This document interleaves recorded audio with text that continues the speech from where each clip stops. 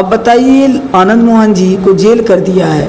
सब लोग जानते हैं कि निर्दोष रहते हुए ये वर्तमान सरकार जितने पुरुषार्थी जननेता हैं सबको जेल कर दिया है। तो इसमें तो हमें साजिश लग रही है, इसमें तो हमें लग रहा है जान माल का खतरा कि आखिर इस तरह से क्यों कि ये बौखलाहट में सरकार कर रही है वर्तमान सरकार। ये जो जाने का जो लग रहा है ना कि कुर्सी हमारी हिल रही है, तो ये बौखलाहट में किया हुआ काम है।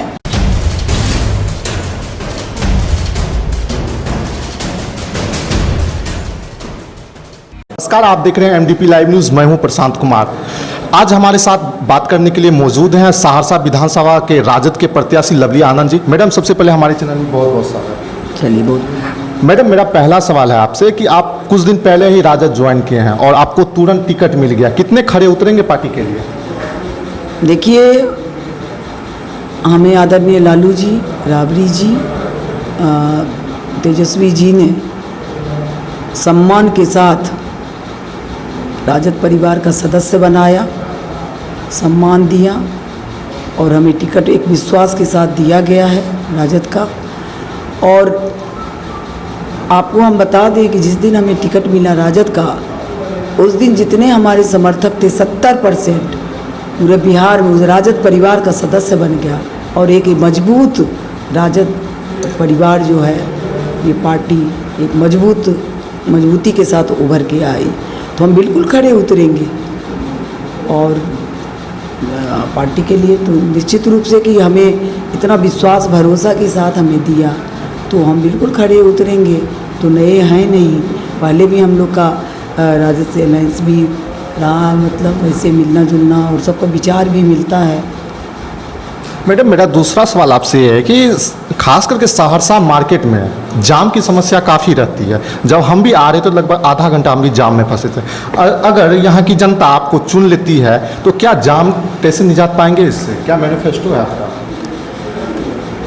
देखिए, हम आप लोग को तो मालूम ही है कि मैं सांसद भी रही हूँ, विधायक भी रही हूँ, तो मैं सदन में रहूँ कि नहीं रहूँ, इससे पहले भी सड़क पर रहते हुए भी जब यहाँ रेल मंत्री थे सुरेश प्रभु जी, वहाँ पर भी ये समस्या को लेकर के रखी थी कि सहरसा हमारा गृह क्षेत्र है और यहाँ ओवर ब्रिज नहीं रहने से काफ़ी समस्या हो रहा है।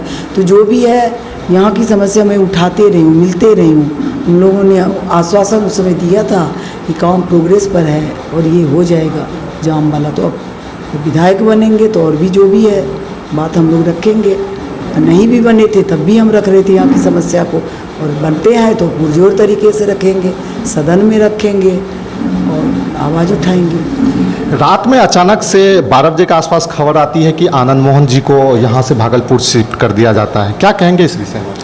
अब बताइए, आनंद मोहन जी को जेल कर दिया है। सब लोग जानते हैं कि निर्दोष रहते हुए ये वर्तमान सरकार जितने पुरुषार्थी जननेता हैं सबको जेल कर दिया है। उसके जनाधार पे ये राज कर रहे हैं, लेकिन तभी भी ये खुश नहीं है, संतुष्ट नहीं है सरकार। अब वो लोग को जेल में रख करके प्रताड़ित करना, एक जेल से दूसरे जेल भेजना और बीच रात में, ये कहाँ का न्याय है? जबकि एमपी और एमएलए के लिए सुप्रीम कोर्ट का सख्त निर्देश था कि जिसका ट्रायल चल रहा हो कोर्ट में, उसे कहीं और नहीं ले जाया जा सकता है। तो क्या कारण हुआ कि आखिर बीच रात में लेकर के जाया गया बिना कोई सूचना का? तो इसमें तो हमें साजिश लग रही है, इसमें तो हमें लग रहा है जान माल का खतरा कि आखिर इस तरह से क्यों आनंद मोहन जी के पीछे पड़ी हुई। जब 14 साल उन्होंने बिता ही दिया, तो आप किस आधार पर उनको चुपके से ले गए? जबकि आप जान रहे हैं कि जब मेडिकल बोर्ड ने ये बताया था, गठन हुआ था, तो बताया था उनके लिए कि 20 दिन का रेस्ट लिख के दिया, बेड रेस्ट, और तब आप लेकर के चुपके से लेके जा रहे हैं। आपकी मंशा आखिर क्या है? चुनाव के बीच में आप इस तरह से कर रहे हैं, तो ये कहीं से भी सरकार की मंशा, वर्तमान जो सरकार है वो साफ नहीं नज़र आ रही है। हमारे लोग, हमारे समर्थक, सब लोग इसका जवाब देगी। चुनाव में कोई चुप नहीं रहेंगे। काफ़ी लोग मर्माद आक्रोश में हैं और हमको लगता है कि ये बौखलाहट में सरकार कर रही है वर्तमान सरकार। ये जो जाने का जो लग रहा है ना कि कुर्सी हमारी हिल रही है, तो ये बौखलाहट में किया हुआ काम है। और निश्चित रूप से ये सरकार, वर्तमान सरकार जाएगी और तेजस्वी जी बिहार के अगले मुख्यमंत्री बनेंगे।